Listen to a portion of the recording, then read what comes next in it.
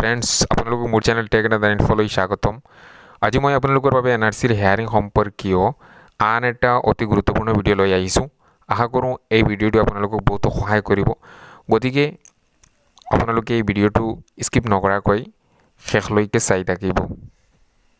Friends, আজি মই আপোনালোকক এনআৰচি হেয়াৰিং সম্পৰ্কীয় কেইটামান প্ৰশ্ন আৰু তাৰ উত্তৰ দিম বুলি ভাবিছোঁ।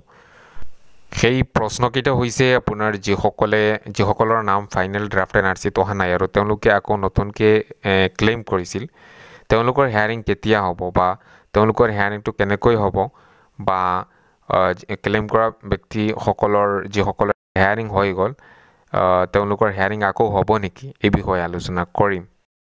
ফ্ৰেণ্ডছ, ভিডিঅ' আৰম্ভ কৰাৰ আগত আপোনালোকক এটাই ৰিকুৱেষ্ট কৰিব বিচাৰিম যে যদি এতিয়ালৈকে আপোনালোকে মোৰ চেনেলটো ছাবস্ক্ৰাইব কৰা নাই প্লিজ কৰি লওক, কিয়নো মই এনআৰচি সম্পৰ্কীয় গুৰুত্বপূৰ্ণ ভিডিঅ' সদায় লৈ আহিম আৰু এই ভিডিঅ'বিলাক আপুনি সোনকালে দেখিবলৈ পাব।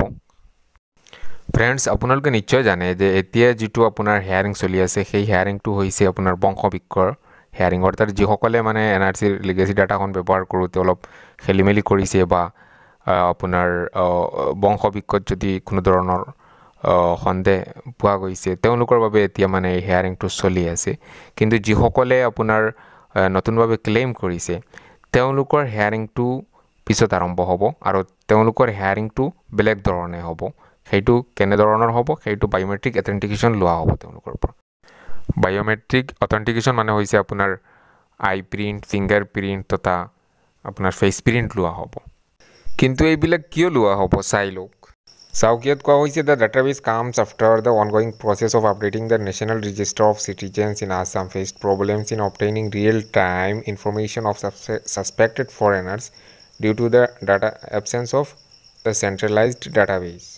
ইয়াত কোৱা হৈছে অসমত থকা যিসকল সন্দেহযুক্ত বিদেশী আছে তেওঁলোকৰ ৰিয়েল ইনফৰমেশ্যনবিলাক পোৱাত অলপ জটিলতা দেখা দি আছে, কিয়নো তেওঁলোকৰ ডাটাবেছবিলাক চেণ্ট্ৰেলাইজড হোৱা নাই। তেওঁলোকৰ যিবিলাক তথ্য আছে সেইবিলাক কেন্দ্ৰীভূত নথকাৰ বাবে। সেইকাৰণে আপোনাৰ বায়'মেট্ৰিক অথেণ্টিকেশ্যনৰ জৰিয়তে তেওঁলোকৰ সকলো ইনফৰমেশ্যন পোৱা যাব আৰু এই ইলেক্ট্ৰনিক ডিভাইচৰ জৰিয়তে যিসকল মানে ফৰেনাৰ তেওঁলোকক মানে অতি সহজে তেওঁলোকক কাউণ্টিং কৰা যাব। এতিয়া কথাটো হ'ল বায়'মেট্ৰিক অথেণ্টিকেশ্যন কাৰ লোৱা হ'ব। ফ্ৰেণ্ডছ, যিসকলৰ আধাৰ কাৰ্ড নাই তেওঁলোকৰ বায়'মেট্ৰিক অথেণ্টিকেশ্যন লোৱা হ'ব, কিন্তু যিসকলৰ আধাৰ কাৰ্ড আছে তেওঁলোকে আধাৰ কাৰ্ডখন দিব লাগিব, কিয়নো আধাৰ কাৰ্ড বনাওঁতে এনেকুৱা সকলোবোৰ অথেণ্টিকেশ্যন লোৱা হয়। এতিয়া কথাটো হ'ল বায়'মেট্ৰিক অন্তৰ্ভুক্তিকৰণৰ বাবে আপোনাৰ কি কি ডকুমেণ্টৰ প্ৰয়োজন হ'ব। চাওক, আপোনাৰ এখন পৰিচয় পত্ৰ হ'ব লাগিব আৰু আনখন ঠিকনাৰ প্ৰমাণ পত্ৰ হ'ব লাগিব। পৰিচয় পত্ৰৰ আপোনাৰ লিষ্টখন চাই লওক, ইয়াত দিয়া আছে 7খন। এই 7খনৰ ভিতৰত এখন হ'লেই হ'ব, অৰ্থাৎ passport, PAN card, ration card, voter ID card, driving licence বা চৰকাৰী কোনো ধৰণৰ যদি থাকে, জব কাৰ্ড আৰু ঠিকনাৰ প্ৰমাণ পত্ৰ হিচাপে 35খন দিয়া হৈছে। ইয়াৰ ভিতৰতে যিকোনো এখন হ'লেই হ'ব, অৰ্থাৎ যদি আপোনাৰ ওচৰত ভোটাৰ আইডি কাৰ্ড বা ৰেচন কাৰ্ড যদি থাকে তেন্তে এইখনে আইডি প্ৰুফ অৰ্থাৎ পৰিচয় পত্ৰ আৰু এড্ৰেছ প্ৰুফ হিচাপে হৈ যাব। বা আপুনি 35খনৰ লিষ্ট চাব পাৰে, ইয়াৰ ভিতৰত যিকোনো এখন হ'লেই হ'ব আৰু আইডি প্ৰুফ হিচাপে এখন হ'লেই হ'ব। এই বায়'মেট্ৰিক অন্তৰ্ভুক্তিকৰণ কৰা কাৰ্যটো সেইকাৰণে কৰা হৈছে যে যিসকল ফৰেনাৰ হিচাপে পৰিগণিত হ'ব তেওঁলোকক যাতে বাছি উলিওৱাটো সহজ হয়, সেইকাৰণে এই বায়'মেট্ৰিক অন্তৰ্ভুক্তিকৰণৰ প্ৰক্ৰিয়াটো আৰম্ভ কৰা হৈছে। এতিয়া দ্বিতীয় কথাটো হৈছে আপোনাৰ যিসকলে মানে নতুন হিচাপে ক্লেইম কৰিছিল তেওঁলোকৰ আকৌ হেয়াৰিং হৈ গৈছে, কিছুমান মানুহৰ হেয়াৰিং হৈ গৈছে।